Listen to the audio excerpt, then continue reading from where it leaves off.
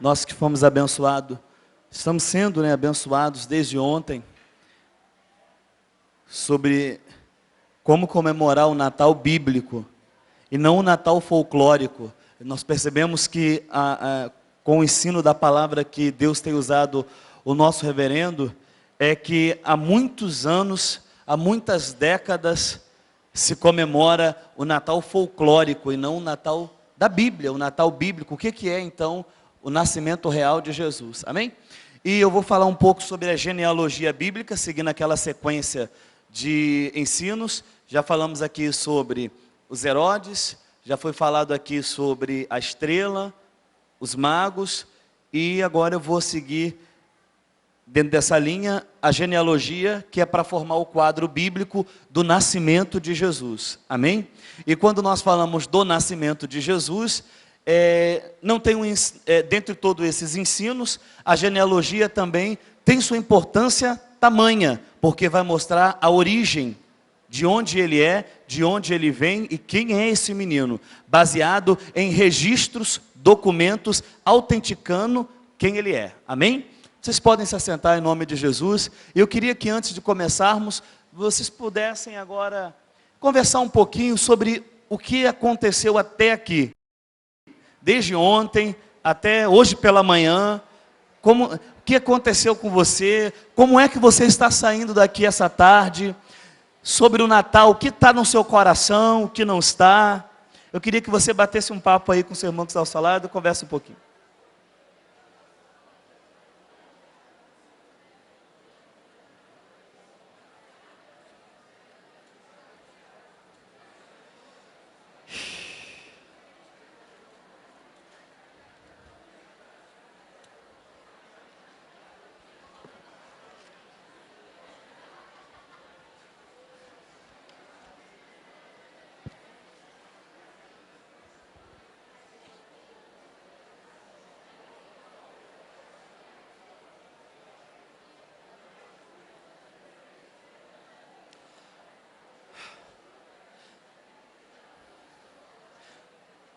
Nós somos abençoados a partir do pastor Anderson, que falou sobre a circuncisão.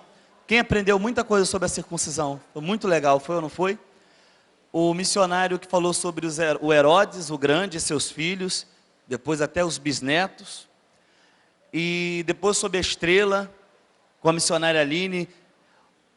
Quem achou que os magos eram 3, eram reis e tinha até nome, como a gente aprendeu lá na Igreja Católica? Havia pregador que fala assim, não, os 3 reis magos, afirmando coisas, mas através do estudo aqui com a missionária, nós aprendemos quem realmente eram aqueles homens, amém? Para falar da genealogia, primeiro nós temos que falar dos evangelhos, temos que falar da origem e da única fonte credenciada por Deus para tratar da vida, feitos e obras do Senhor Jesus. Quando nós abrimos o Novo Testamento, de cara nós nos deparamos com 4 evangelhos.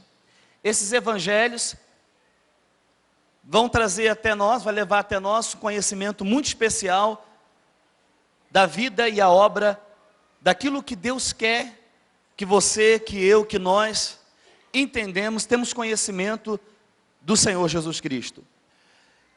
E dentre os evangelhos, que são 4, Mateus, Marcos, Lucas e João, o primeiro evangelho é o evangelho de Mateus, que tem uma tamanha importância. E quando se lê o evangelho de Mateus, parece que você está nas páginas do Antigo Testamento, por causa das suas palavras difíceis, seus termos judaicos, o povo por o qual Mateus está dirigindo é o povo judeu. Então você percebe como a mensagem em Mateus é uma mensagem carregada de costume, de tradições, e ele começa o seu livro com a genealogia, e isso tinha um porquê. Mateus começar com sua genealogia tinha um porquê. Eu gostaria de convidar a todos que possam abrir a Bíblia no livro de Atos dos Apóstolos, no capítulo 13, e o versículo 21. Atos dos Apóstolos, capítulo 13, do versículo 21. Tá bom.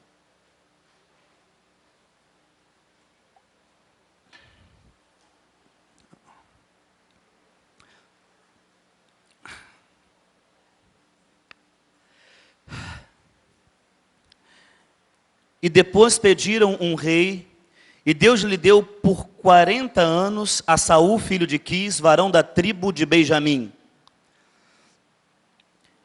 E quando este foi retirado, lhe levantou como rei a Davi, a qual também deu testemunho, e disse: achei a Davi, filho de Jessé, varão conforme o meu coração, que executará toda a minha vontade. Da descendência deste, conforme a promessa, levantou Deus a Jesus para Salvador de Israel, tendo primeiramente João, antes da vinda dele, pregado a todo o povo de Israel o batismo do arrependimento. Pergunte ao irmão que está ao seu lado assim: o que é uma genealogia? Quem arrisca? Arrisca aí. O que você acha que é a genealogia?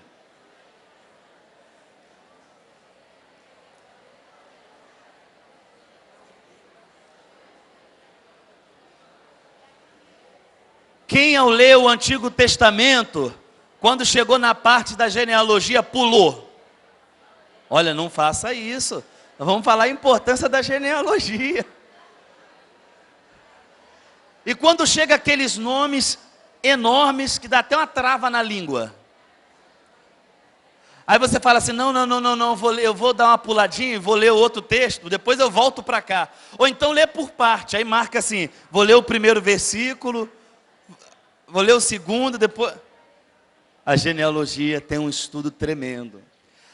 A palavra genealogia significa o seguinte: é a ciência que estuda a origem.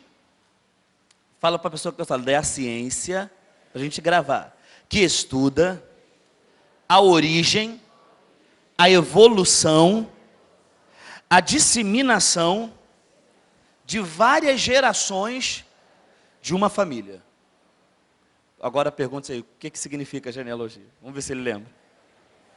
É a ciência que estuda a origem, a evolução, a disseminação de várias gerações de uma família. De uma família. Quando nós estudamos genealogia, nenhum povo, nenhuma nação foi em tempo algum tão cuidadosa em conservar seus antepassados como Israel, como o povo judeu.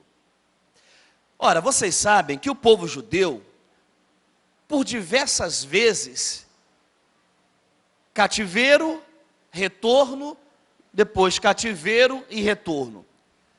E quando não vinha misturado, já tinha menos do que já tinha antes. E isso, Deus conservou neles a genealogia para quê? Para que o pouco que viesse, soubesse de onde eles eram, de que família pertenciam e que herança eles tinham direito. Então, quando você fala de genealogia, o povo judeu, eles conservaram isso com muita veemência, para saber quem de verdade é aquele cidadão. É por isso que a primeira genealogia na Bíblia, vai trazer 10 homens que temeram a Deus, que é a genealogia de Sete. Isso por quê? Para mostrar que quando nós fomos falar de Jesus lá atrás, ele descende de uma geração que começou temendo a Deus. Vamos chegar em Adão. Então, quando você fala da genealogia, você fala de um povo que tem uma história. Tem o quê? Uma história. Através da genealogia, você pode conferir aquela determinada pessoa títulos. Você pode conferir aquela determinada pessoa bens. herança que ela tinha, ou através da família, através de antepassados muito distantes. Por quê? Porque o povo judeu conservava essa cultura, e aonde eles iam, eles guardavam os seus registros. Isso era importante para eles. Vocês sabem que Israel teve algumas nações co-irmãs, e que esses povos, quando você lê a genealogia, não conta ali. Por quê? Porque eles queriam preservar aquilo que Deus tinha dito a Abraão. Então, não, você não faz parte. Então, quando nós vamos abrir daqui a pouco o livro de Mateus para falar sobre a genealogia, você tem que saber que Jesus, esse menino que nasceu, está numa manjedoura, ele tem uma história violenta antes. Não é uma criança qualquer. Jesus não nasceu como, não é porque tinha que nascer assim, ele é qualquer um, não. Esse menino que nasce, ele tem uma história. Isso é interessante porque porque os magos, quando foram ao local do nascimento, eles usam uma palavra importante. Ele diz assim, nós viemos ver o que é nascido rei. Ora, Jesus não estava aguardando tomar o trono. Jesus, quando nasce, eles têm a visão completa, esses magos. Nós viemos visitar o que é nascido rei. Por quê? Porque sobre esse menino repousa uma dinastia. Sobre esse menino repousa direitos que muitas pessoas não sabem, mas sobre ele repousa tudo isso. Nós vamos ver que, dentre os 4 evangelhos, 2 evangelhos vão trazer genealogia. Agora, nós vamos ver as diferenças dessas 2 genealogias e o que elas concordam entre si na genealogia. O evangelho de Mateus vai trazer um estilo de genealogia, e o evangelho de Lucas vai trazer um outro estilo. Só que, quando nós formos aqui estudar, nós vamos perceber que vai haver momentos que os 2 vão estar falando a mesma coisa da mesma pessoa. De maneiras e palavras diferentes. Lucas é um homem mais global, é um homem mais culto, acadêmico, mas vai falar, vai conferir, consubstanciar a esse menino títulos e honrarias que somente a um rei se dá. Por isso a importância tamanha da genealogia. Vamos abrir a nossa Bíblia no Evangelho de Mateus. Nós já abrimos em Atos, aqui o apóstolo São Paulo combatendo contra os judeus existentes e mostrando o seguinte, que eles que conheceram Saul, Davi, Jesus é dessa linhagem, dessa descendência. E agora Mateus, o livro de Mateus, gente, é uma ponte que vai ao Antigo Testamento. Tanto que o Evangelho de Mateus, você vai ver muito para que se cumprisse a profecia, como que fora dito pela boca do profeta tal. Por quê? Porque Mateus tem um trabalho cuidadoso de comprovar que Jesus, ele é cumprimento de quê? Profecias. Amém? Ele é cumprimento de profecias. Deve ter alguém que vai falar sobre as profecias, não sei, mas Jesus é um cumprimento de profecias. E todas as profecias ditas no Antigo Testamento se cumpriu tal como acontecimento. Tal como o quê? Os acontecimentos de Jesus. Então, tudo que aconteceu com Jesus, quando você dá uma lida no Evangelho de Mateus, Mateus sempre dá aquela nota final. Como fora dito pela boca do profeta Isaías. Quem está entendendo? Então, no capítulo 1, ele começa de cara. O capítulo 1, no versículo 1, ele diz, livro da genealogia de quem? Filho de quem? E filho de Abraão. Bom, como se forma uma genealogia? A genealogia, ela era formada sempre começando pelos cabeças da tribo ou do clã. Numa genealogia normal, não entra mulheres na genealogia. Mateus, ele vai passar por cima disso e vai trazer 4 mulheres que vai dar um ensinamento para nós por que elas estão ali. Quem já leu esse capítulo já notou que existem 4 mulheres na genealogia. Agora, o engraçado dessas 4 mulheres, porque quando você analisa o Antigo Testamento, você vai poder perceber lá no Antigo Testamento matriarcas célebres, como Sara, como Raquel, como outras, sabe, Lia, que foi mulher de Jacó. Mas quando vamos para essas mulheres que entraram dentro da genealogia de Jesus, essas mulheres, gente, não são esse tipo de mulher aí. São diferentes. Agora, por que Mateus quer trazer essas mulheres? Qual o ensinamento que esse homem quer dar para a gente? Bom, quando a gente analisa as 4 mulheres, ele vai trazer Tamar. Agora, quem era Tamar? Sara pode ter rido lá na tenda, deu uma falta de fé, mas depois ela creu e vai para o livro dos heróis da fé. Pois ela creu, e ela está lá no livro dos heróis. Só que Tamar era cananeia. Não era cananeia, não tinha sangue nenhum do povo judeu. E essa mulher cananeia engravida de quem?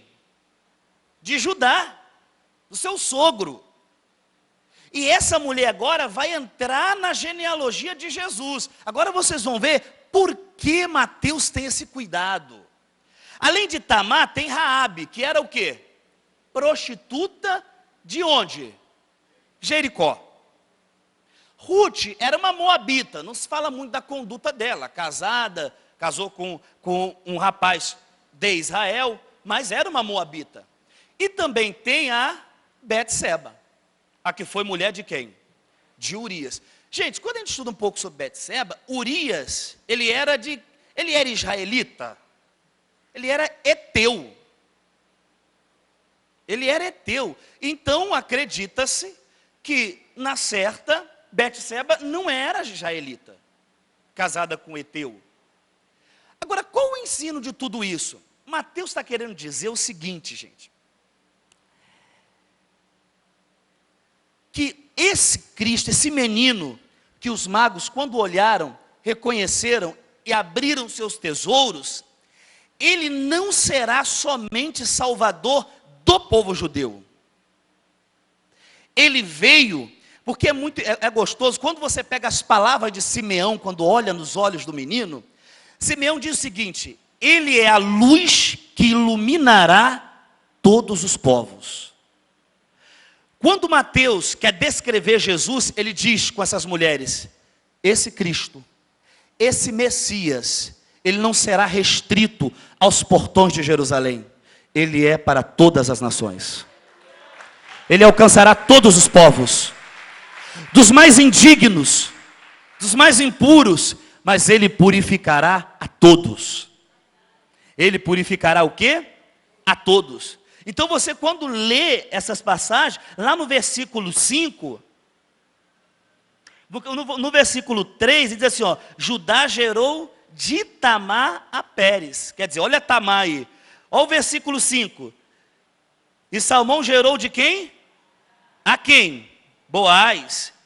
E Boaz gerou de quem? Ruth.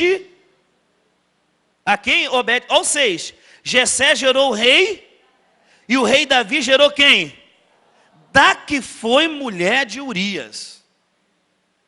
Então, quando nós, que estamos aqui para aprender sobre o Natal, segundo a Bíblia, nós queremos aqui montar, com a ajuda que o nosso reverendo nos deu, que tudo isso que nós estamos falando aqui, foi algo que o nosso reverendo despertou em nós. E nos reuniu e ali passou tudo isso para nós. Eu me lembro no Rio Grande do Sul, dentro do carro, com o pastor André e o reverendo ali me ajudando na genealogia, falando, olha, por que isso na genealogia? Por que aquilo? Fala sobre isso. O que ela tem de igual? O que ela não tem? Quer dizer, então, tudo que qualquer um missionário, pastor, que nós estamos falando aqui, vem da ajuda direta do nosso reverendo, de formação, que ele tem nos formado de verdade, e isso tem sido uma bênção para nós, porque quando chega a subir aqui no altar, é para falar aquilo que Deus falou o coração do nosso reverendo, e passou pelo crivo dele, porque se não passar, não fala. Porque o nosso reverendo tem um cuidado muito grande de, quando subir aqui, falar o que a Bíblia diz. Glória a Deus.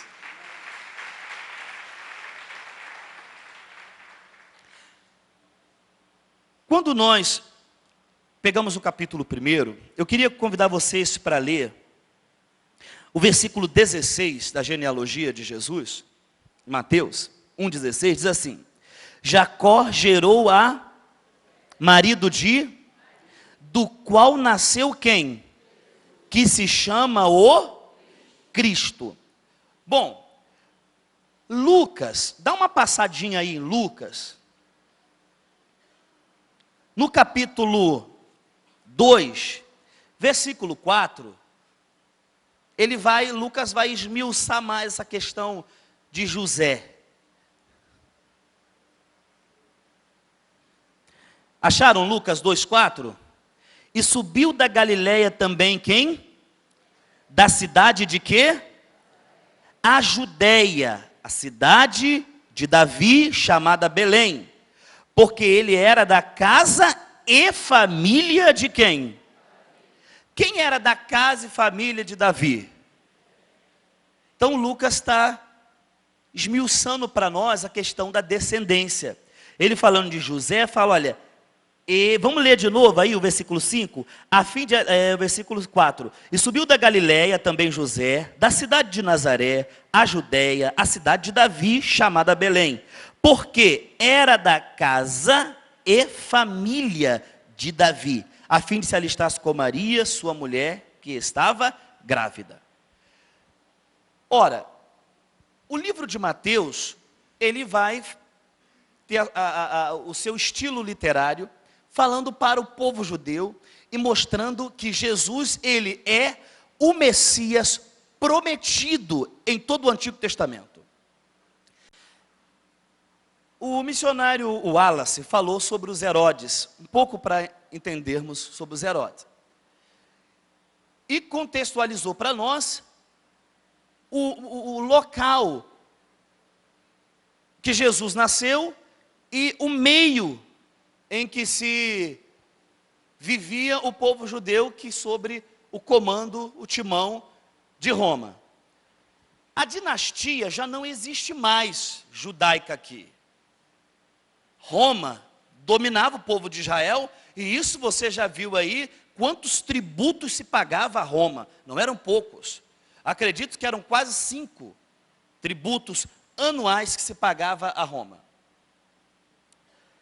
Essa dinastia judaica não existia.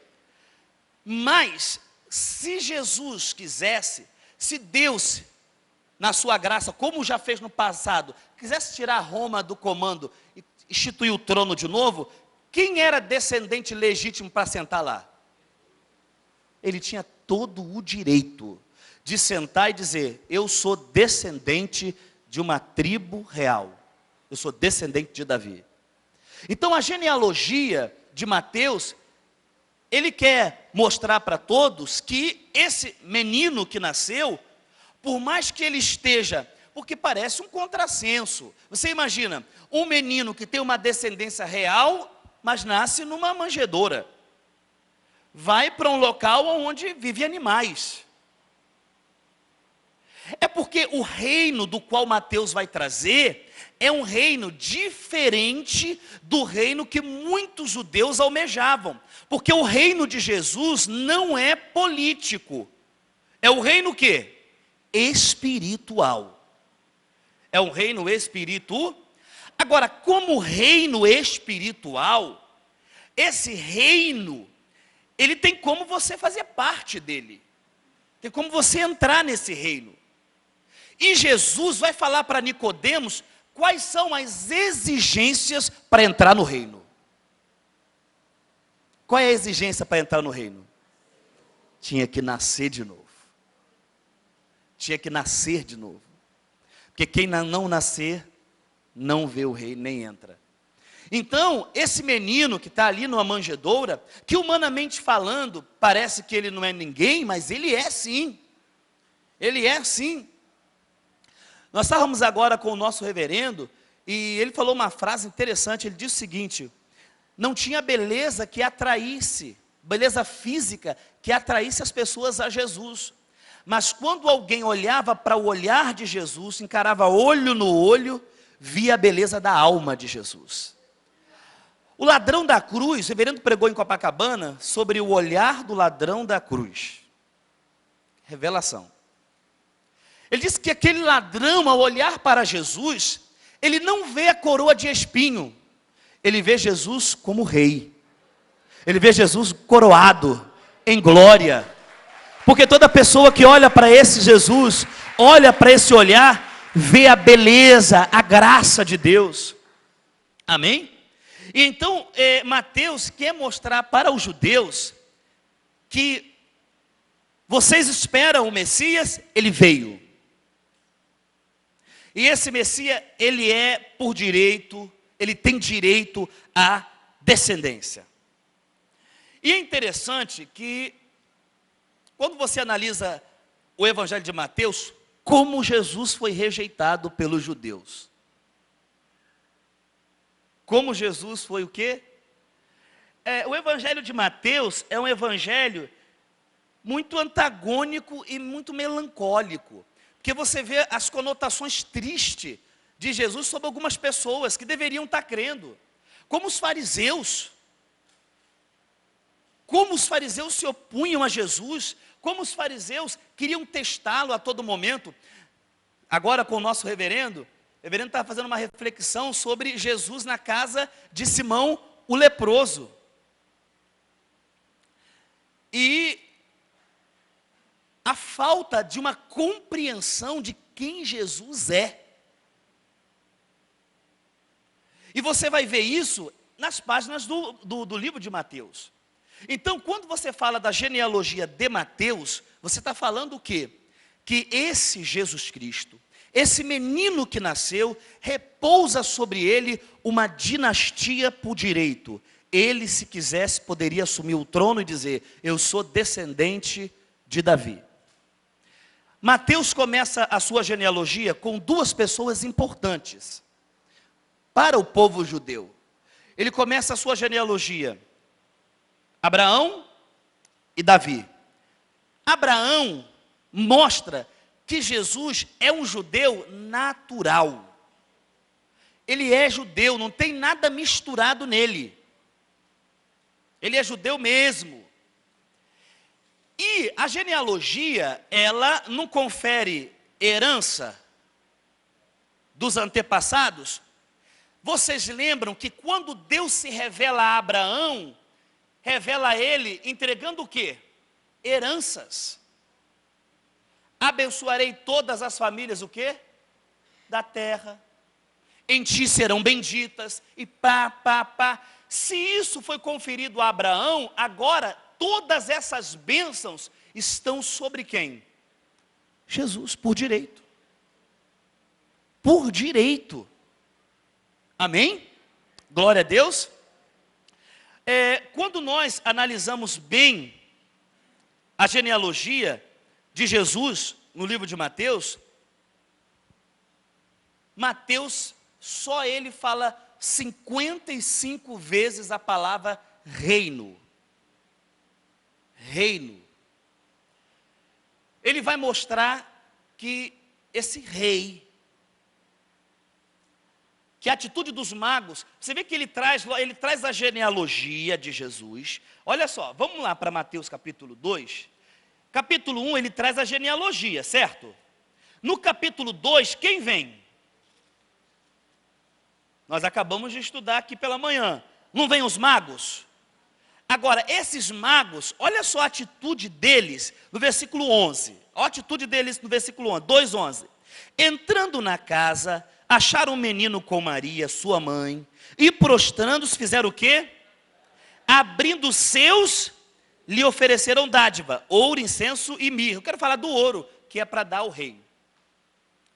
Então o que acontece agora? Mateus começa agora a consubstanciar o reinado desse menino, o reinado desse garoto que acabou de nascer. Jesus é rei. Agora, como rei, todo rei tem seu arauto, seu proclamador. Quando um rei iria entrar numa cidade, vinha alguém antes proclamando a entrada do rei. E Mateus vai trazer o quê? João Batista como um proclamador desse rei. Vem preparar o caminho. É uma voz que clama no deserto. E ele vem agora com muita autoridade. E é legal, porque quando se fala de João Batista na Bíblia Sagrada, fala de um homem respeitado e com muita autoridade. Só que quando esse homem que é respeitado e com muita autoridade olha para Jesus, ele diz: eu não sou digno de desatar suas alparcas. Olha só. Se perguntar a Jesus: Jesus, quem é João Batista? Não há homem mais importante nascido de mulher que ele. Mas se perguntar para João Batista quem é Jesus, importa que ele cresça e que eu diminua cada vez mais. E esse proclamador então tem seu momento, vai sair de cena, e agora você vai perceber o rei Jesus espalhando o seu reino. Aperta o seu irmão que está ao lado aí para ele não dormir. Fala: eu sei que está na hora do almoço. Pode levantar todo mundo. Tem gente que está num 360, a cabeça está assim, ó. Vamos levantar, por favor. Dá uma espreguiçada. Acorda aí. Abre os braços aí.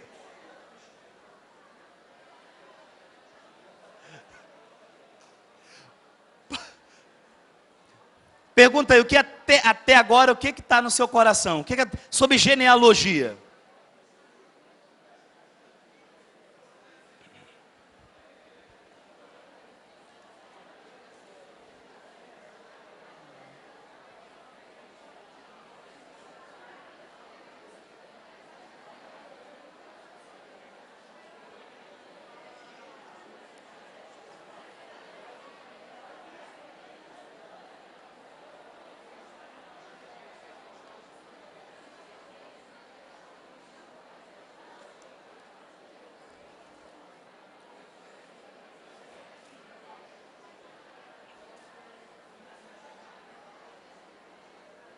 Glória a Deus.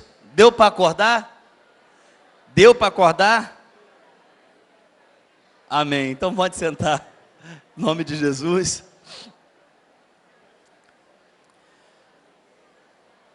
Mateus então está trazendo nessa genealogia que Jesus ele é rei. Ele é o que, gente? Rei. Agora, se ele é rei, ele é senhor. Dono. Dono de quê? De tudo. Quando nós lemos o livro de Atos dos Apóstolos, no capítulo 1, 2, 3, aí vai, você percebe a igreja primitiva levando isso muito a sério, Jesus como Senhor e Rei da nossa vida.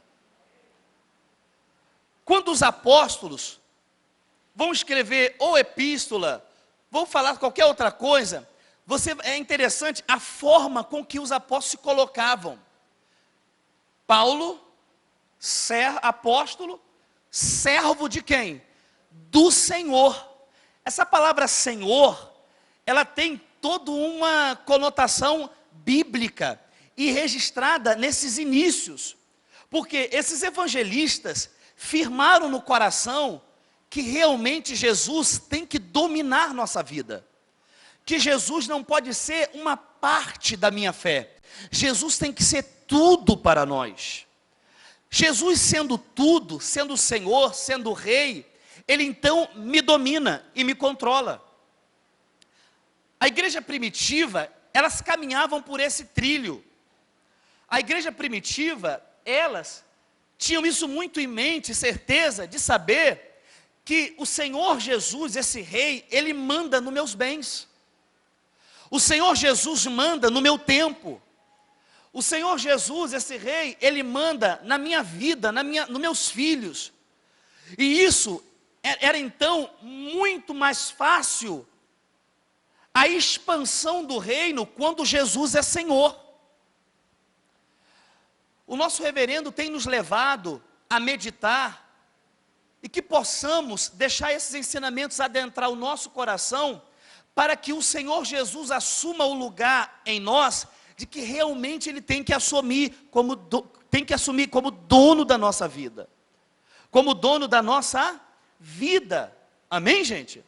Porque às vezes, você viu o reverendo falando hoje pela manhã sobre, não foi, acho que foi ontem, sobre Xerém, da dificuldade de pessoas que aceitaram Jesus de abrir a casa. Quando Jesus, Ele é seu Senhor, Ele manda. Se Ele é Senhor, eu sou o quê? A palavra ótima, da tradução perfeita, é escravo. Escravo tem direito? Qual o direito do escravo? Servir de não ter direito algum, só de servir. Então o que acontece? Se Ele domina você, se Ele é teu Senhor, é teu rei de verdade, meu irmão, tudo que é seu não é seu, é dele. Olha, eu estou precisando do teu tempo. Não, pode levar, não é meu, é do Senhor. Eu estou precisando da sua casa. Não, pode levar, não é minha. Por isso que o apóstolo São Pedro disse o seguinte: nós somos peregrinos e forasteiros na terra. Somos peregrinos e estamos aqui de quê? Passagem. Estamos aqui de passagem. O escritor sagrado aos Hebreus, quando fala dos homens que foram heróis na fé, que lutavam por uma pátria, quando entende o projeto de Deus, eles não querem mais a pátria física, não. Eles querem uma que não é construída por mãos de homem, é a celeste. Porque de que vale o homem ganhar o mundo inteiro e perder sua alma? De que vale você defender, uma pessoa defende, não, bota atrás do carro, a serviço do rei. Só esqueceu de dizer embaixo, qual o rei? Esqueceu de colocar embaixo, qual o rei que ele está a serviço? Porque quando nós lemos a Bíblia, existem 3 tipos de reino na Bíblia. Existe o reino de Deus, existe o reino dos homens e existe o reino das trevas. Tem pessoas que o carro está a serviço do reino dos homens, da minha mãe, do meu pai, da minha família, mas não do Rei dos Reis, não do Senhor dos Senhores. Então, meus amados, quando Mateus ele traz essa genealogia real, ele está dizendo o seguinte: temos que tratar Jesus como Ele é, Rei. Isso para nós é um ensinamento profundo. Nós temos que tratar Jesus como Ele realmente é, digno de ser Rei da nossa vida. Olha, como Jesus não tem sido Rei. Essas palavras que o reverendo tem nos ajudado sobre o Natal, gente, sinceramente, quem de coração reconhece que Deus está abençoando muito você e você vai comemorar um Natal diferente esse ano? O ano passado, foi um privilégio muito grande estar aqui com o nosso reverendo. Como foi o Natal? Em torno da pessoa de Jesus. Alternava-se palavra, oração, teve até filme sobre Jesus. Vamos relembrar como foi. E foi aquele filme de 3 horas e pouca, não foi? Legal pra caramba. Sabe que hora nós terminamos de falar? Terminou não, demos uma pausa, né? Porque não deu para terminar, né, pastora Grazi? 5 da manhã nós demos uma pausa para descansar. Vamos dormir, porque no dia seguinte nós estávamos aqui, no dia 25. Então, quer dizer, o ensinamento, a palavra de Deus tem sido muito forte nos nossos corações, para nos levar a reconhecer quem realmente Jesus é. Quando você for para a igreja filial onde você estiver, lembra disso, Jesus tem que dominar a sua vida. Jesus tem que ser Senhor por completo. Porque tem pessoas que dizem assim: não, pastor, Eu já me converti. Mas será que se converteu mesmo? Será? Não, pastor, mas eu já vou, domingo de manhã eu estou na igreja. Mas o projeto de Deus conosco é algo fenomenal. Deus quer pegar o cristão, quer pegar você, e através de você mostrar qual o projeto que Ele tem para um convertido de verdade. E é interessante que quando você é alguém dominado pelo reino de Deus, isso contagia as outras pessoas. Isso contagia os outros. Aí uma pessoa dominada pelo reino, vai para a faculdade, como é que é? Vai para a faculdade, como é? Uma pessoa que o reino de Deus domina, vai para a escola, vai para qualquer lugar. Por quê? Você está dominado pelo reino. E é tão gostoso você lidar com pessoas que foram dominadas pelo reino. Vendo o nosso reverendo, né, nós estamos ali na mesa, e ali você consegue ter aquela visão do reino de Deus instalada. Por quê? Estamos ali à completa disposição do Senhor Jesus. O reverendo sendo o exemplo de líder e de servo ao mesmo tempo, e que nos conduz à pessoa de Jesus, para que possamos agora ser servos de Jesus a qualquer tempo, qualquer hora e qualquer momento. Irmãos, esse seminário, esse projeto, já é o terceiro, Jesus em Minha Casa, tem sido uma bênção para todos. Mas eu confesso a vocês que, se Jesus é Rei, Senhor da nossa vida, o reverendo, quando começa a falar de casa, não precisa dele fazer desafio. Você tem que ser o primeiro a levantar. Não, reverendo, não precisa não, está aqui minha casa. Porque Jesus é Rei. Se Ele é Rei, você é contagiado por esse Espírito, que é o Espírito Santo que está em você e que glorifica Jesus. Então não há nada mais especial do que você entrar nesse projeto. Quem está entendendo? Às vezes as pessoas, elas dizem, pastor, mas eu não faço isso porque eu tenho algumas particularidades.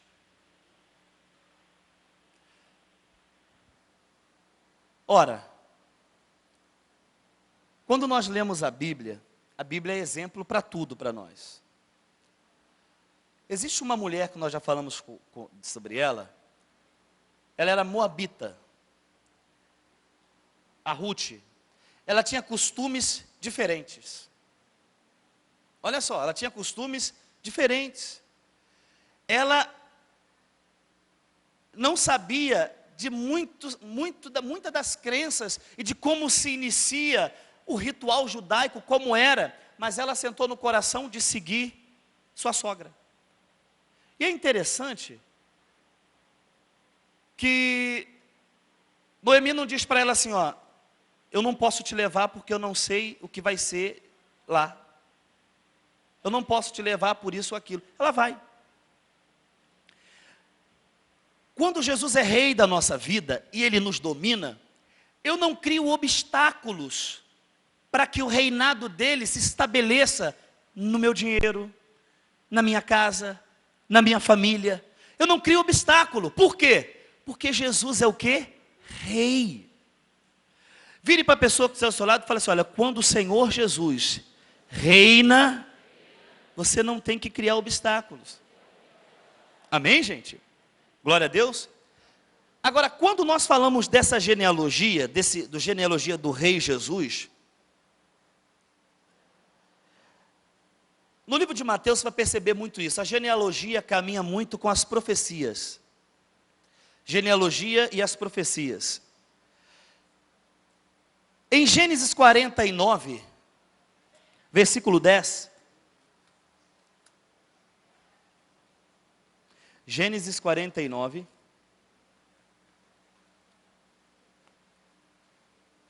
Versículo 10. Diz o seguinte: o cetro não se arredará de onde? Nem o legislador dentre seus pés, até que venha Siló. Eu vou explicar.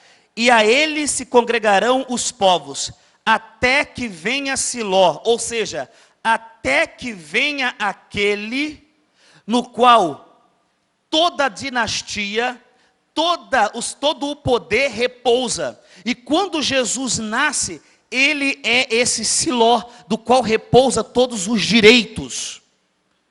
Quando Jesus nasce, aquele menino, quando olha para ele, ali está alguém o quê?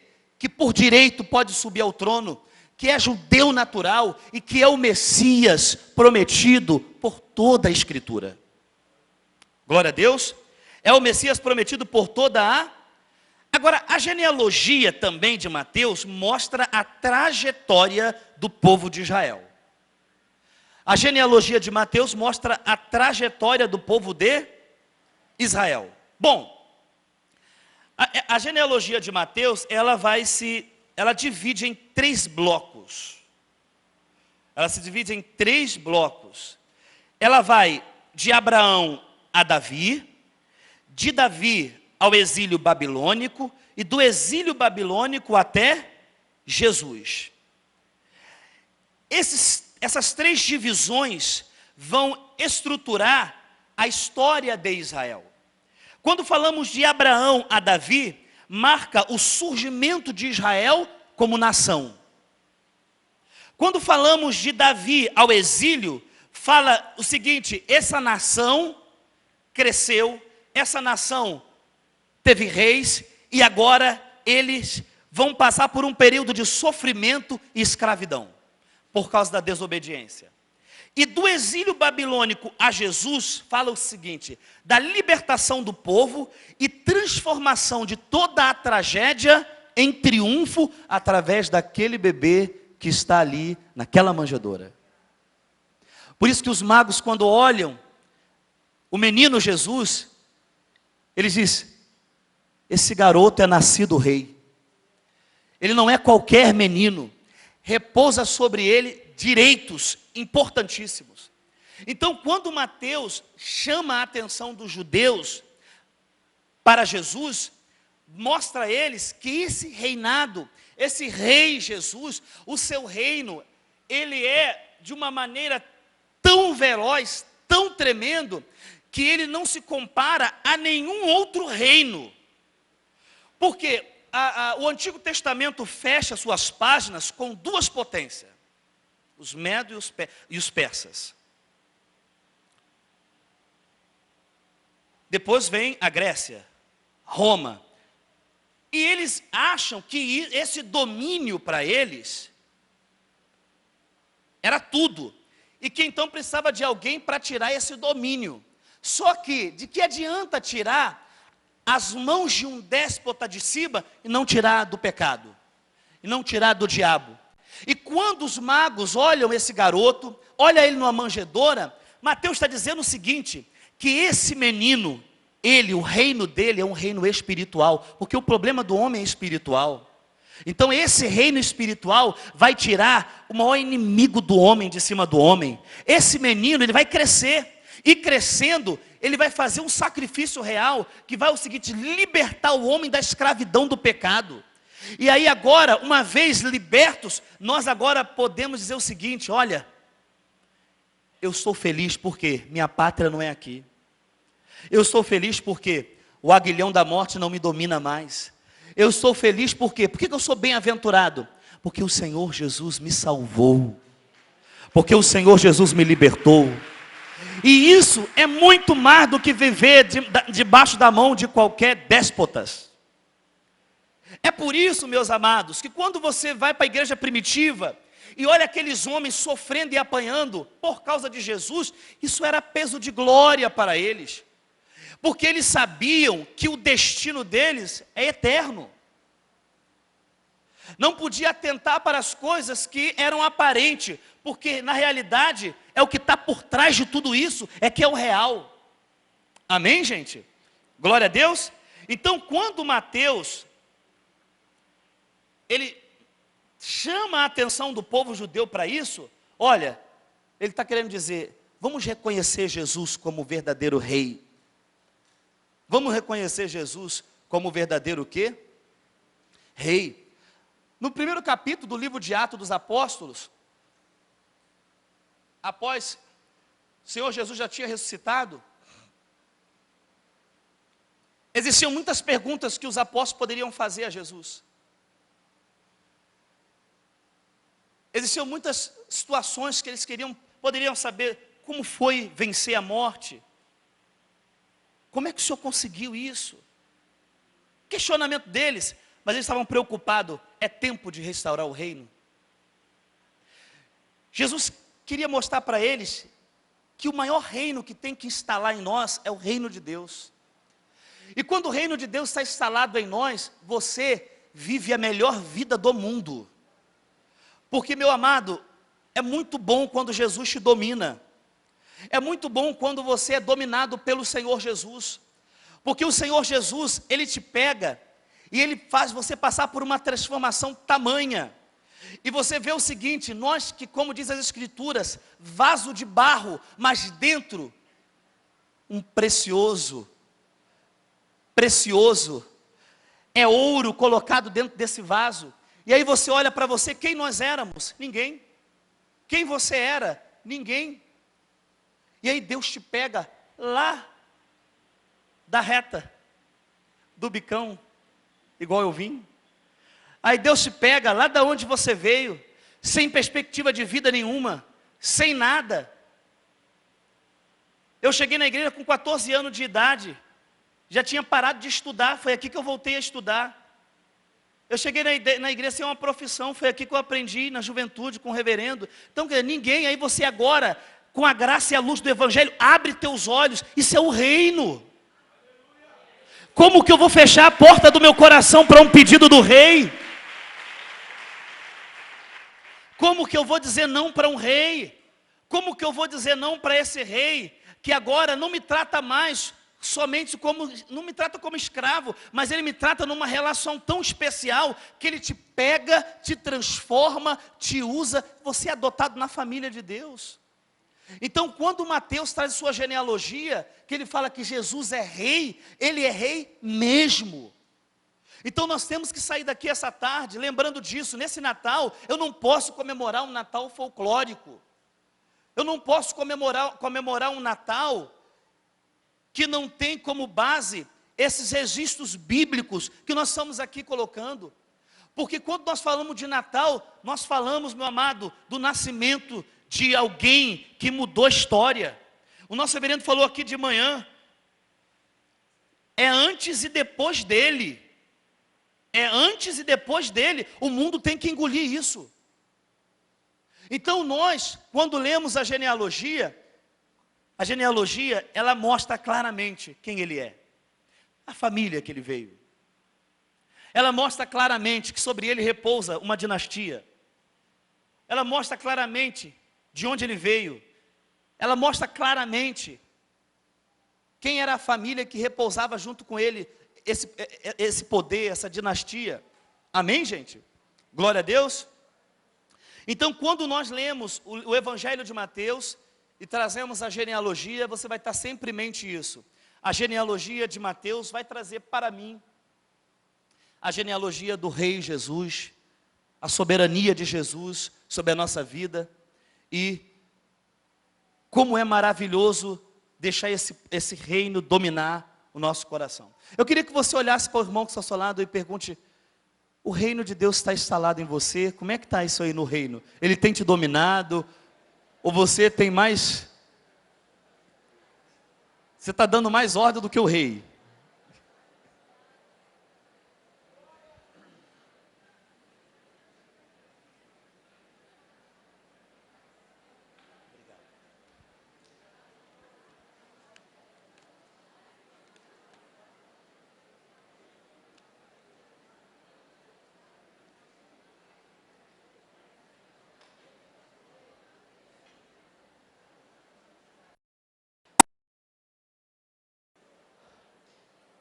Agora, quando falamos de reino, todo rei que tem o seu reino tem suas normas, tem suas leis. Se o reino de Deus está em mim, eu sou guiado pela palavra, escravo da palavra de Deus. Amém? Porque se você quer ter sucesso, no trânsito, sua carteira de motorista, você tem que fazer a autoescola. E a autoescola vai ser regida, você vai ter que estudar leis, códigos da onde? Que rege o trânsito. Agora, se você quer ser participante, que é o reino de Deus instalado dentro de você, você tem que ser dominado pelas leis do reino, que está contida na palavra de Deus. Amém? Na palavra de Deus. Então, a palavra de Deus, ela me conquista. A palavra de Deus, eu me curvo. A Bíblia diz, está falado. Quem está entendendo? Amém? O que a palavra de Deus diz é questão fechada. Eu não vou questionar de maneira nenhuma. Por quê? Porque eu faço parte do reino de quem? De Deus. E esse reino, esse rei, ele tem leis. Ele tem regras que eu tenho que obedecer. Glória a Deus. Amém, gente? Então, genealogia é a ciência que estuda a origem. É a ciência que estuda a origem de várias gerações de uma família. Então, quando nós olhamos para Jesus, e você então vai procurar saber quem ele é, a genealogia descreve o que ele é. A genealogia descreve quais os direitos que ele tem. A genealogia descreve tudo a respeito dele. Amém, gente? Glória a Deus. Como eu falei com vocês, a genealogia, ela está em 2 livros do Novo Testamento. Ela está no livro de Mateus, que traz a genealogia do rei, que traz a genealogia real de Jesus, o Messias prometido. E também nós temos a genealogia no livro de Lucas. Vamos abrir em Lucas capítulo 3.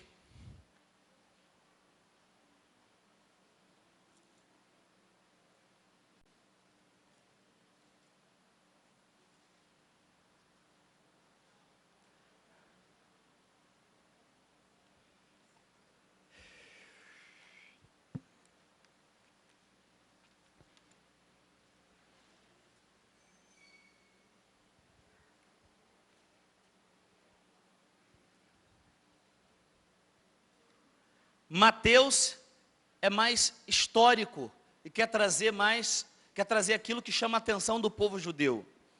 Lucas é um historiador, ele é mais acadêmico, ele quer agora chamar a atenção dos gregos. Ele era mais global, então ele queria de uma maneira de uma maestria muito especial, mostrar quem é esse menino Jesus. E Mateus retroage apenas até 2 pessoas que chamaria a atenção dos judeus, que é Abraão e Davi. Lucas não. Como Lucas não está escrevendo para os judeus, Lucas vai mais atrás ainda. Lucas vai retroagir sua genealogia até Adão.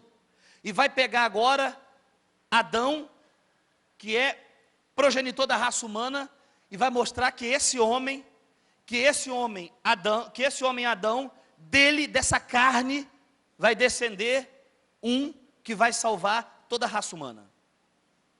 Vai salvar toda a raça humana.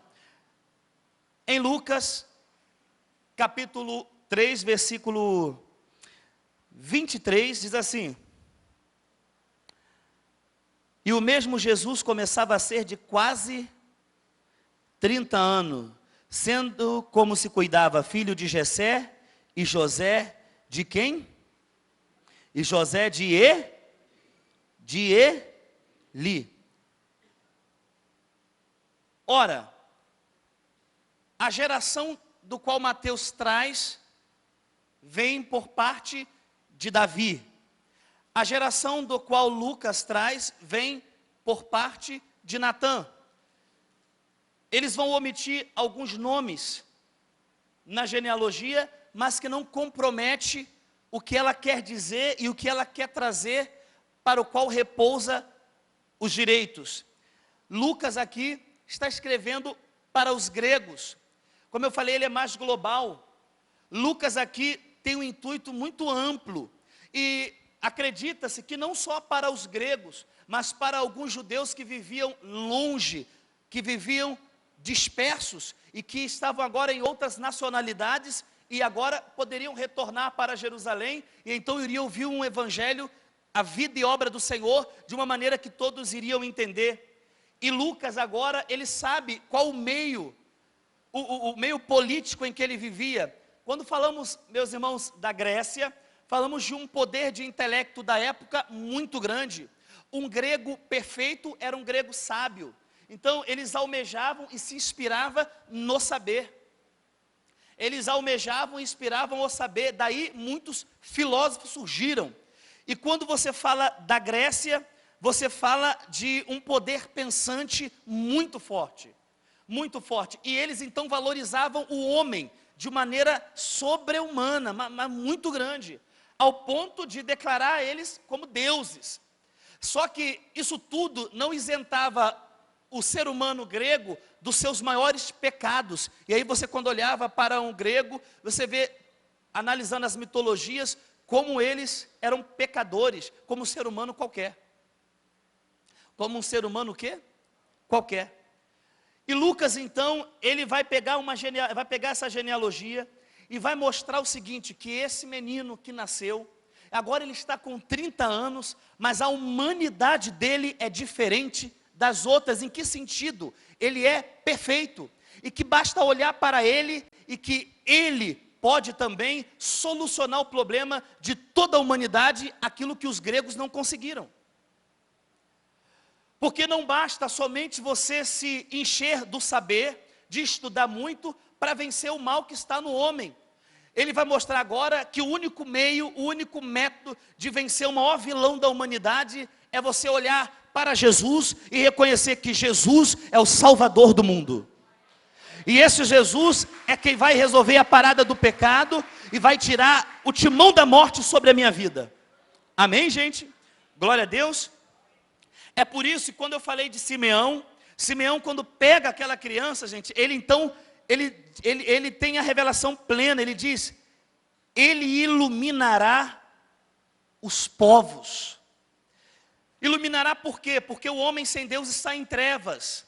O apóstolo São Paulo, quando escreve para os Efésios, ele diz no capítulo 2, o seguinte, que ele nos deu vida, estando nós o quê? Mortos. Paulo, quando escreve aos Coríntios, ele diz que nós sem Deus estávamos cegos e dominados. Esse é o registro do homem. O nosso reverendo, dando uma pregação em Copacabana, falou, vamos ver, vocês se envergonham de agora analisarmos como é o homem após a queda?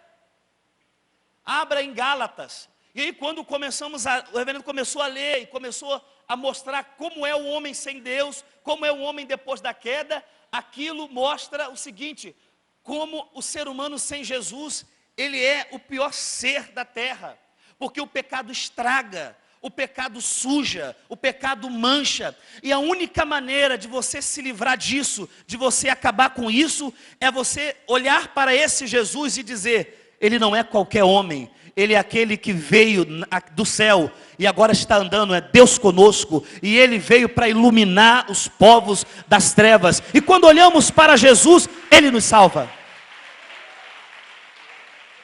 Amém? Então, Lucas, no versículo 38 do capítulo 3, terminando a sua genealogia, ele vai dizer, e Cainã de Enos, Enos de Sete, e Sete de Adão, e Adão de quem? E Adão de quem? Ele está querendo dizer o seguinte, que aquele menino, que os magos viram na manjedoura, agora está com 30 anos, só que, ele aqui, Adão e Adão de Deus, é Deus andando no nosso meio. É Deus andando no nosso, fala da encarnação, fala o seguinte, que quão grande amor Deus teve conosco, ele deixou o seu trono de glória. Quando nós vamos para Filipenses capítulo 2, você olha ali, ele deixando tudo e vindo, se esvaziando, se humilhando por amor. E então ele sofre tudo aquilo na sua carne, Você imagina, o Senhor Jesus, Ele cumpriu toda a lei de Deus por mim e por você. O Senhor Jesus não se achou nenhuma palavra de engano na sua boca. Jesus nunca pensou mal de ninguém. Jesus é o modelo de ser humano perfeito. Agora é tão maravilhoso isso, porque Ele mostra que é possível ter uma nova vida, basta aceitá-lo. É isso que Lucas quer trazer para os gregos, para todo mundo. Ele quer dizer o seguinte, que Jesus é o divino homem perfeito, e que tem como você ter uma nova vida, tem como você ter uma nova vida, glória a Deus, e que você olhando para Jesus, é agora a esperança. Você nunca pode dizer o seguinte, não tem jeito mais para mim, pastor, para mim não tem jeito. Tem sim, é só você se submeter, é só você deixar o reino de Deus entrar em você, é só você olhar para Jesus, e você quando se entrega, você cai nas mãos de Jesus, é impossível você não mudar de vida, só não muda se você não quiser, mas se você quiser, você passa por uma transformação, amém? Glória a Deus. Olhe para o irmão que está ao seu lado, pergunte para ele, o que até agora, da genealogia de Lucas, você está entendendo?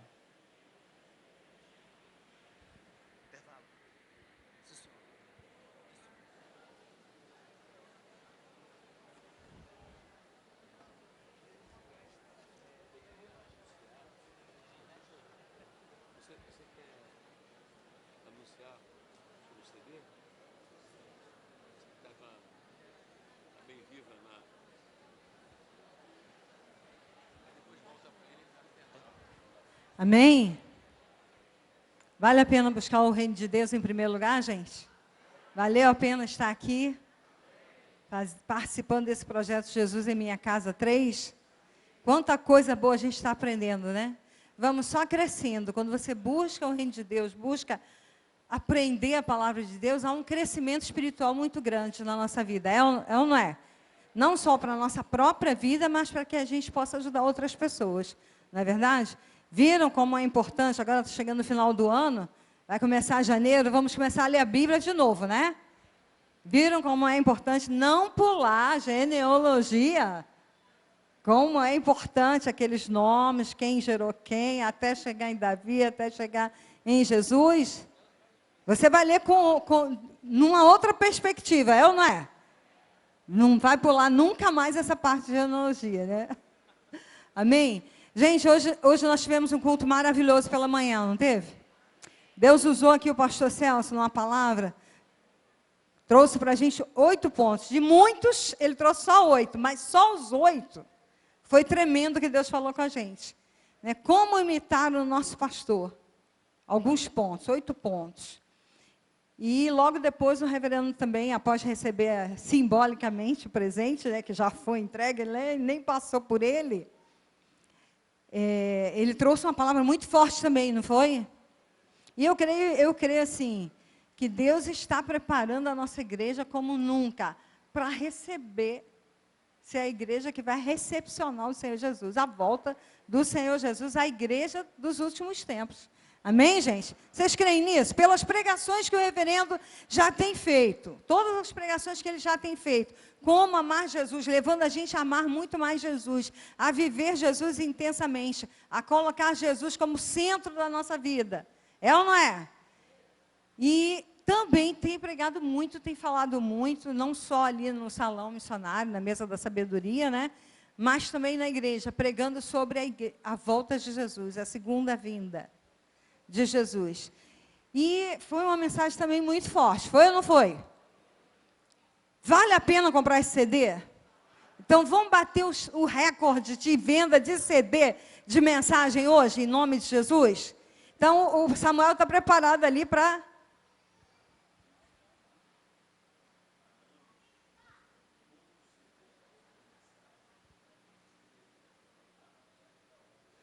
O reverendo está falando aqui que há muitos anos que se vende mensagem, desde que começou a vender CD,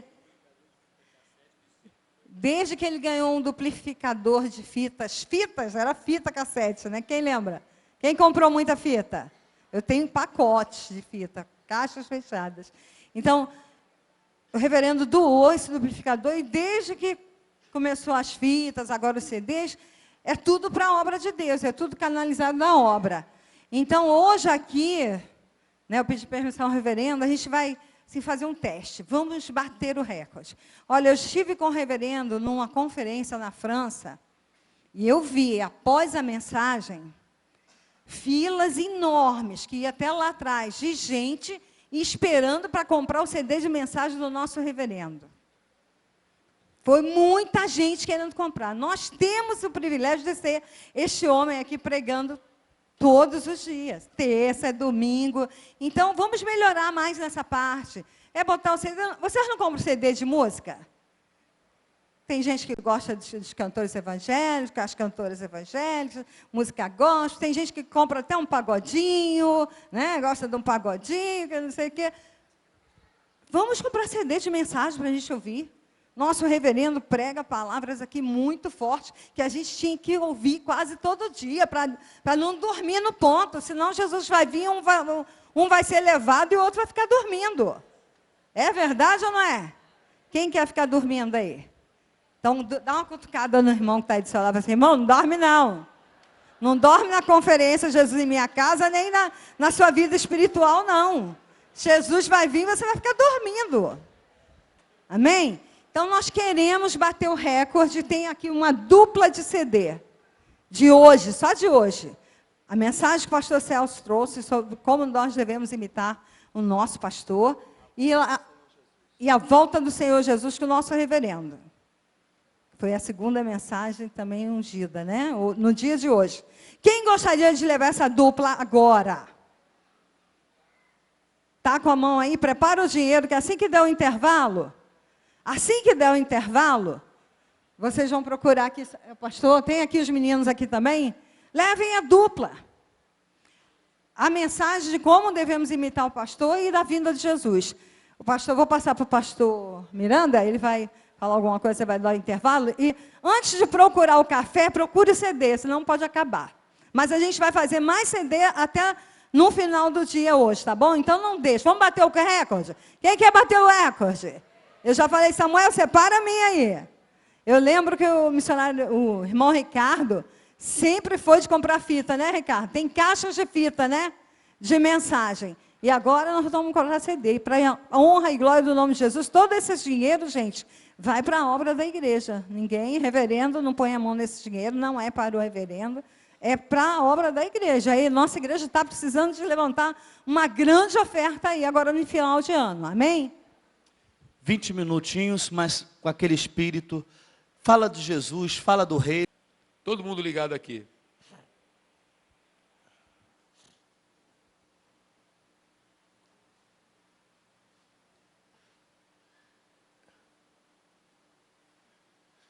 Ao longo do nosso Ministério da Palavra, houve um momento que alguém doou para a gente um duplicador de cassete, na época, e nós passamos a mandar reproduzir fitas de mensagens para que fossem adquiridas, e sempre essas fitas vendidas, o produto da venda sempre ficou para a igreja. Amém? Sempre ficou para a igreja. Nunca houve assim... a ideia de, porque você pregou, você é o trabalho intelectual, então, vender e ter aquilo ali, que é, muitas vezes, normal, o pregador, na cultura de pregador, que pregue em algum lugar e vende as fitas, ou no caso o cassete, e aquilo ali utiliza para suprir necessidades pessoais. Então, não somos contra isso, não é? Não somos contra isso. Só que nós não quisemos isso. Nós sempre achamos que deveríamos doar à igreja, doar para a missão, doar para a obra. Então, tudo que sempre foi vendido, pessoa, não é? Muito bem. Então, ao longo do tempo, deu para a gente observar o seguinte.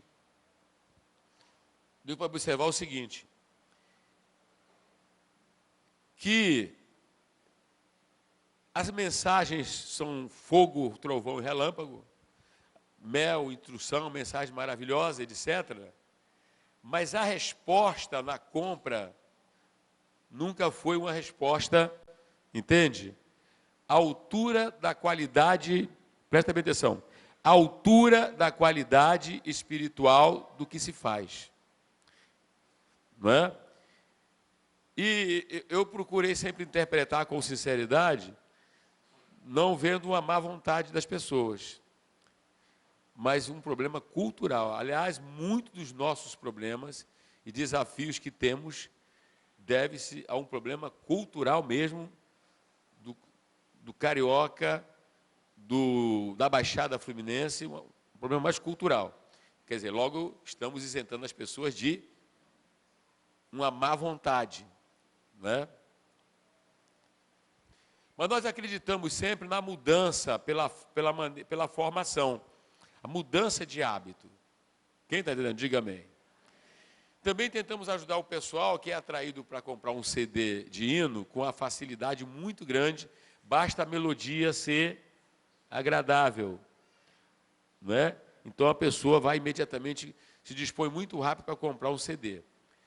Ora, não falamos que é pecado comprar um CD e ouvir o hino, certo? Mas sempre procuramos ajudar a pessoa a perceber a diferença entre o CD de um hino produzido por uma gravadora que não dá nada às igrejas, entendendo?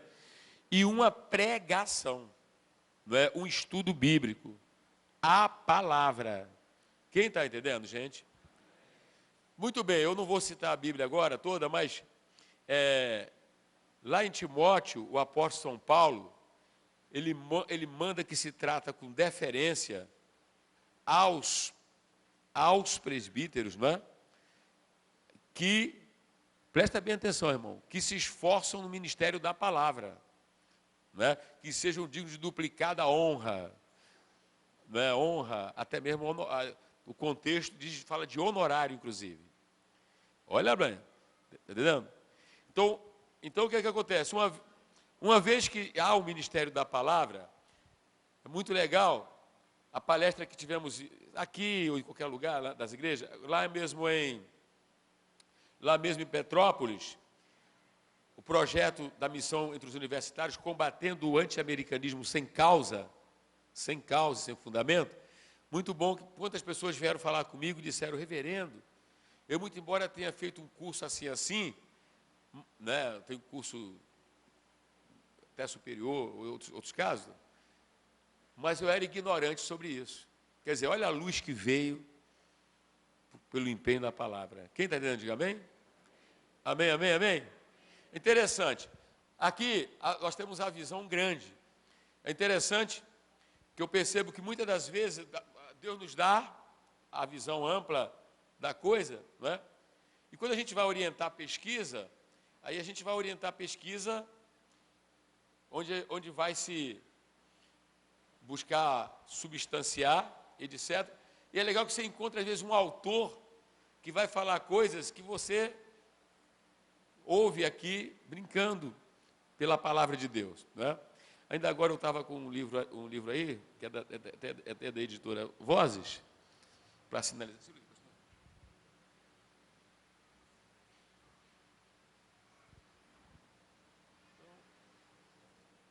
Então, é um autor. Deixa eu ver aqui. Aí, olha só como é que ele fala aqui. O caminho aberto para Jesus, ele vai comentando. Olha como é que ele fala aqui, pastor. Hoje o Natal está tão desfigurado que parece quase impossível ajudar as pessoas a compreender o mistério que encerra. Quer dizer, eu acho que é um italiano.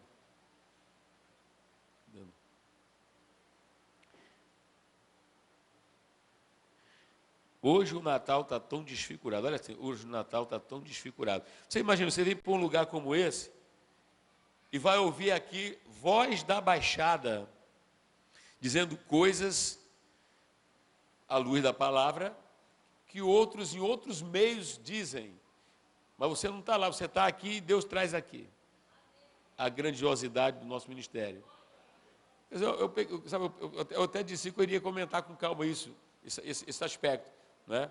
Que é o Pagola. Quer dizer, o cara... Quem está entendendo? Aí o que nós queremos dizer é o seguinte, né? Por que não melhorarmos o aspecto de comprar o CD para colocar no carro? Já está aprovado, Roberto Oliveira, que você só domina aquilo que você estuda 15, 17, 20 vezes a mesma coisa. E ouvir o CD vai produzir isso em você. Número 2, dá muito CD a outras pessoas. Né? Dá às pessoas. Você entregar a outras pessoas. Olha, você quer saber sobre o Natal? Você quer saber sobre isso? Né? A mensagem que o pastor Celso pregou hoje, eletrizante. Rapaz, você quer saber aqui? Ó? Então olha aqui sobre o pastor. Olha aqui sobre o pastor. Quer dizer, nenhum líder, a começar dos líderes, nenhum líder deveria ficar sem comprar o CD. Agora, os irmãos estão me entendendo? Eu estou apelando para a lógica, para o raciocínio. Música mexe com o emocional, gente. Depois é que você vai ver se tem conteúdo ou não. Quer que eu provo isso? Nós somos de uma cultura, correto? Cultura que sempre fomos bombardeados por músicas estrangeiras sem entender bolufas de inglês. Muito mal, I love you. Mas aí tocou a música. Cara, meu, que música linda. Lá, lá, lá, lá, lá, lá. Não estamos entendendo nada. Depois, em alguns casos, a gente gostando de determinada música, alguém que sabe a língua, e pensei, palavra. Essa música é palpa. Emoção. Razão vem depois. A palavra é razão e emoção depois, que você entende a mensagem. Quem está entendendo, diga amém. Então, olha para quem está ao teu lado e fala assim, eu vou pedir para os líderes ficarem de pé, né, pastor? Porque tem que começar pelos líderes. Os líderes, os próprios pastores. Os próprios pastores. Né? Podem ficar de pé em nome de Jesus? Vamos mudar isso. Cadê os líderes de Jesus em minha casa, congregação familiar? Cadê? Fica de pé. Família. Irmão, olha, o que tem de mensagem na nossa igreja de alto nível é quando a nossa pastora Cristina lembrou que já me acompanhou aí no tempo que eu pregava mais fora em alguns lugares. Não é isso? E ela viu o esgotar, e era fita cassete, né? Na França, gravado por eles, não por mim. Eu, orador oficial, entendeu? Pregar numa convenção, e sabe, pastor? Fila para comprar mensagens. Fila para comprar mensagem. Porque a mensagem não foi muito boa? Foi ou não foi? Então, se foi boa, eu quero levar. Se foi boa, eu quero guardar. Quero ouvir novamente. Quero ouvir novamente. Quem ouviu assim? Olha, Deus sempre usou o pastor Celso aqui nesse trabalho. Sempre, sabe, cada culto de homenagem pastoral, revelação, conteúdo. Mas, como tudo vai ficando melhor, é mensagem para levar, copiar e ainda fazer uma apostilazinha em cima dela para reunir lá e de vez em quando dá uma clínica, dá tudo. Sim ou não? Falar sobre o pastor, falar sobre isso. Aí tá. Quem está entendendo, gente? Então olha aí para quem está falando assim, meu amado irmão, você precisa melhorar nisso. Ó, palavra é razão que provoca a emoção fundamentada na verdade. CD é a emoção, que depois você vai entender uma letra, não é isso? Mas isso que eu estou falando, vocês sabem que é uma lógica perfeita, gente. Lógica tremenda. É ou não é? A massificação, inclusive combatendo o anti-americanismo, né? Combatendo o anti, e vendo o lado bom da América, mas você vê, você vai em não sei quantos países, a galera está ouvindo. Eu me lembro quando eu cheguei na França, os franceses metidos a qualquer coisa, né? Do lado negativo, né? O lado negativo, contra os americanos. Não, não pode, não pode. Aí daqui a pouco, o rádio é ligado, aí entra uma música que fez sucesso, velho. My name is Lucas.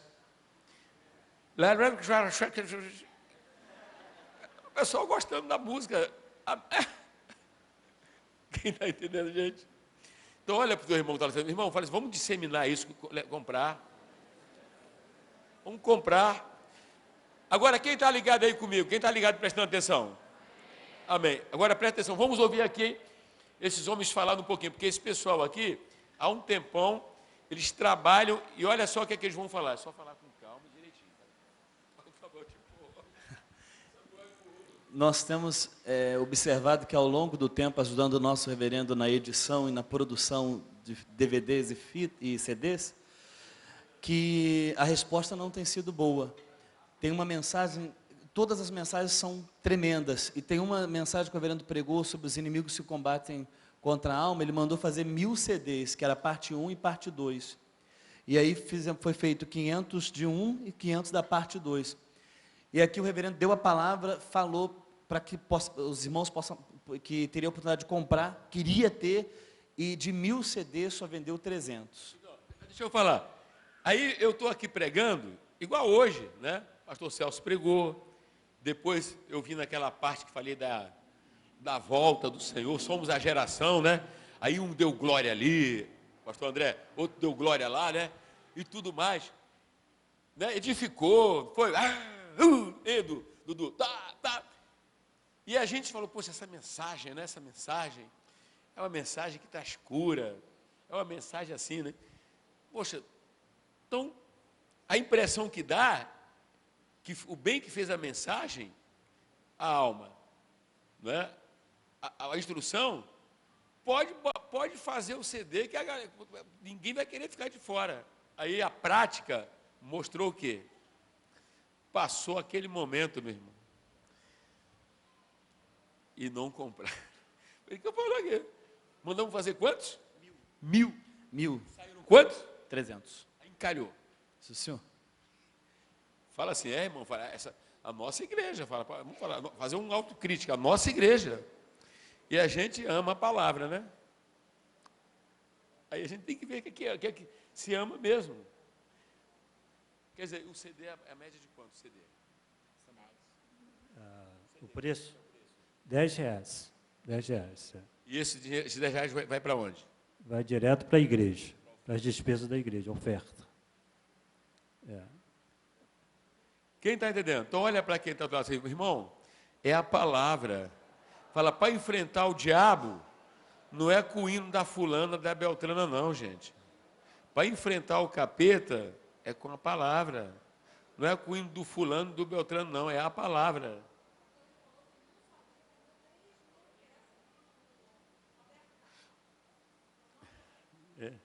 O Antônio, chega aqui, o Antônio vai dar um relatório. Num só dia, ele é gerente das lojas americanas, num só dia, quer que ele vendeu o quê? Ô Jesus, tem misericórdia de nós. Num só dia vendeu o quê, Antônio? Vai lá, pode falar. Mais de 3.000 peças do CD Roberto Carlos. Foi ano passado, ele lançou um remixado esse ano que já passou dos 1.000. É mesmo? Isso. Olha para quem está ao seu lado, fala assim, meu amado irmão, vamos sair daqui com essa decisão? Ouvi várias vezes. O pastor Celso falou sobre quantos pontos? Quem levanta aí e conta os outros pontos rapidinho?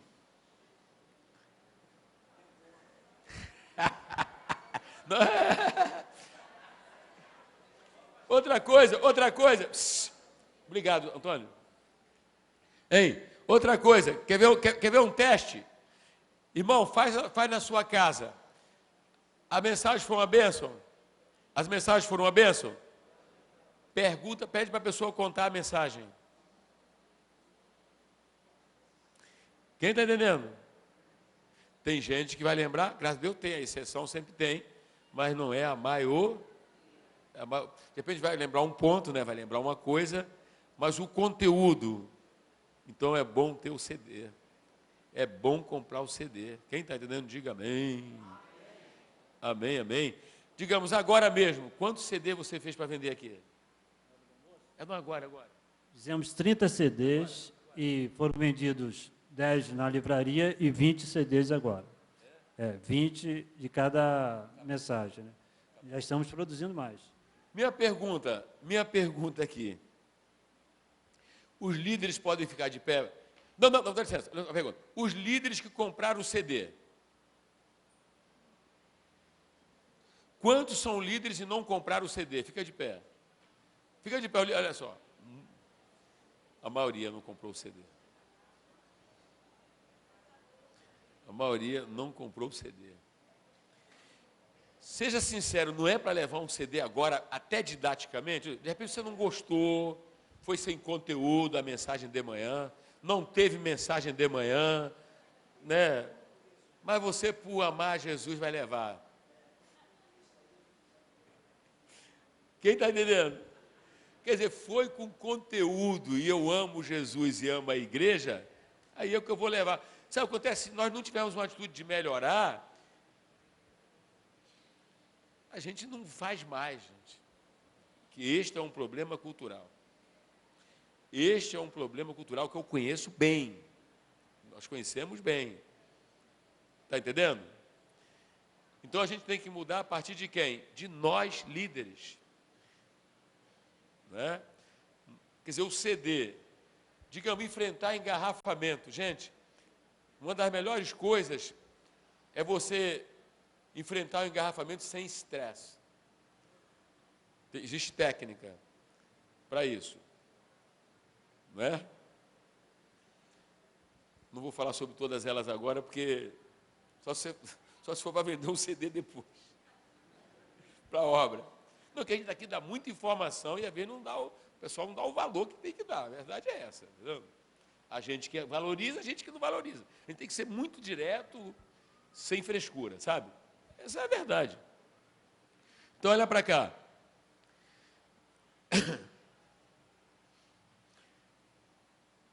Deixa eu perguntar aqui. Quantos... Samuel, chega aqui, Samuel. Vamos estimular esse homem a trabalhar, que ele gosta de trabalhar, esse subtenente aqui.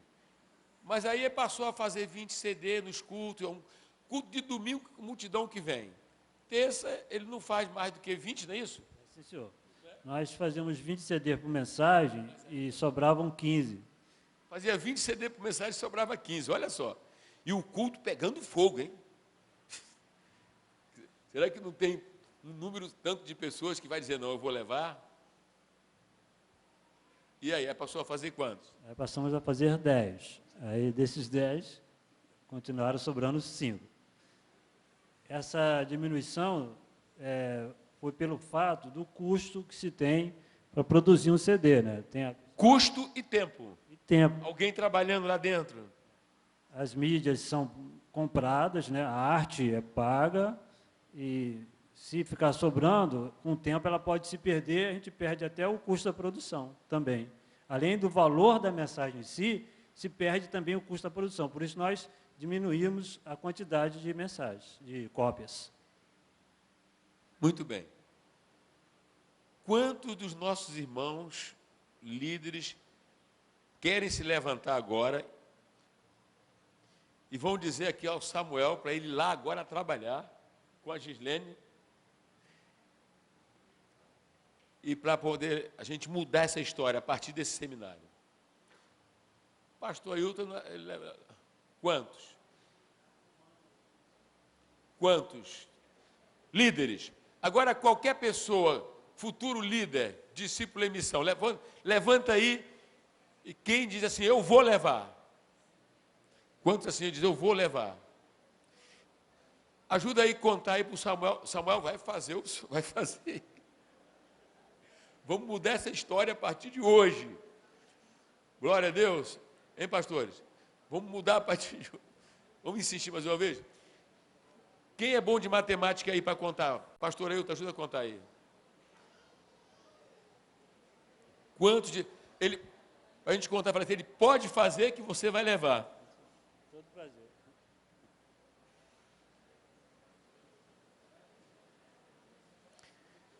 Já deu quantos, pastor? 100?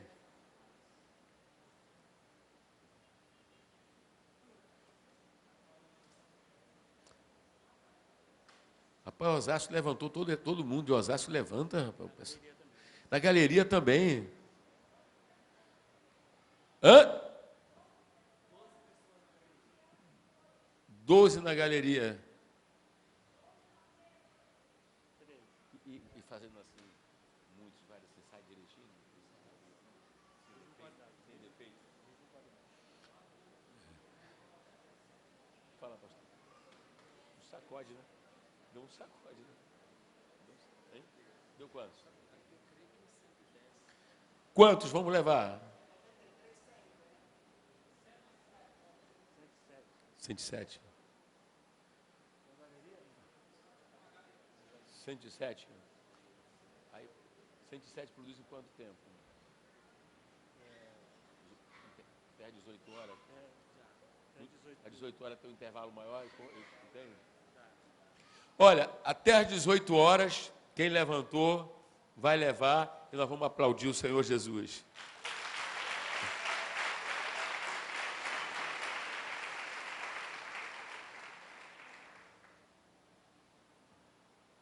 Amém? Muito obrigado, tá?